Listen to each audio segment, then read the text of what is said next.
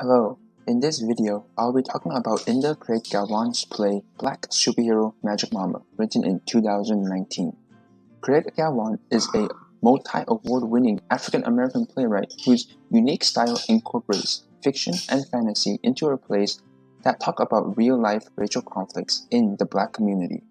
We can see how she applies this theatrical structure in the play to demonstrate how Black families, especially the mothers, recover from institutionalized racism that causes these negative psychological effects. The play also uses transition in setting, Black theatrical styles, and aesthetics of theatrical experiences to counter Black stereotypes and respond to the recent actions of police brutality against innocent African Americans. The play starts out in a realistic setting with a normal family. Tremerian Jackson as the son, Sabrina as the mother and main character, and Lena as the aunt. The intentions of a realistic setting are to start the play on a familiar, optimistic mood and disprove any stereotypes that might be tied to Black families. For example, the first setting description in the play reads, Tremerian's room, neater than a typical adolescent boy's. This might be Craig Galvan's response to the generalization that African American teenagers can be thought of as unruly and unsophisticated. Adding on to the dynamic form of the first half of the play is a content that Craig Galvan starts out with, in the middle of Sabrina tucking Tremerian in bed and reading him a bedtime story, which we find out later is a daily ritual. The playwright's purpose in this is again disproving stereotypes about Black families by depicting how Sabrina shows love and care toward her son. Now we are in the middle of the first scene, and this is where the playwright incorporates white gaze and more resistant and insurgent content. White gaze is basically the assumption that the audience of the play will be white and therefore view the content from a different perspective than the playwright. This changes the relationship between the playwright and audience because some of the actions or behaviors will be misconstrued. Craig Galvan expertly deals with the concept of white gaze by having Tremerian participate in a competition about a school-taught subject.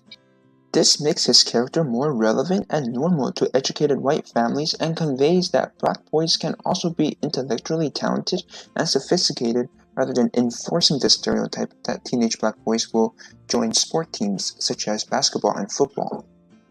Although these events in this play are caused by a racial confrontation initially, Craig Galvan does not just center the play around the same old conflict of white versus Black. She focuses on the psychological recovery process of the victim and transforms a sorrowful mood into suspense and excitement by changing the initial real-life setting into a fictional one. This structure transitions the battle from external to internal, not only emphasizing the importance of Tremerian's death, but also demonstrating the superhuman mental strength that African American mothers possess. Susan Laurie Park's article, Equation for Black People on Stage, enforces Craig Galvan's perspective on Black theater.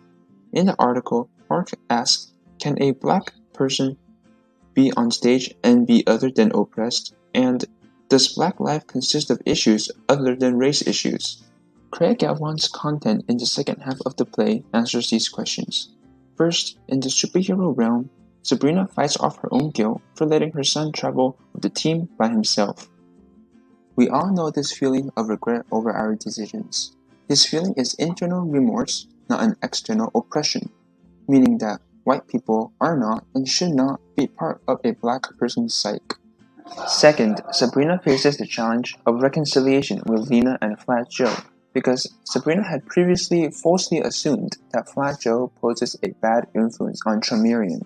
Her stereotypical view of Black people that live in ghetto neighborhoods demonstrates her faults and issues about her perspective on her own race. This demonstrates how this play is in part a journey for Sabrina to find her purpose and inner peace in the aftermath of a tragedy. Throughout the play, a theatrical effect that Craig Galvan uses is light.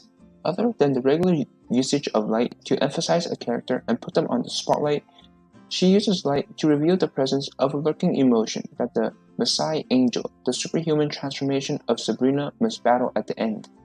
When the light is first introduced, it's described as an almost blinding light. This stirs the curiosity of the audience, but more importantly, it symbolizes something ambivalent that the Messiah angel cannot yet comprehend. However, when the Messiah angel gets closer to her fear, instead of the light turning more menacing like a harsh red, it turns into a warm orange. This color changes the precarious mood into a more emotional one. The feeling of guilt should not be feared, and that process of overcoming these negative psychological effects is how we prevent racism from further ruining victimized families. As civilians, we can come together to mentally defeat institutionalized racism and prevent its effects from damaging more families. We need to acknowledge that guilt and regret are emotions that only make us more vulnerable. I'm glad that Craig Galvan not only focused on the racial conflicts between black and white people, but also demonstrated the path to recovery after it. It's really interesting how Black theater incorporates various styles and structures to respond to hurtful instances of racism in our country, and I'm encouraging you guys to explore them with me. Bye.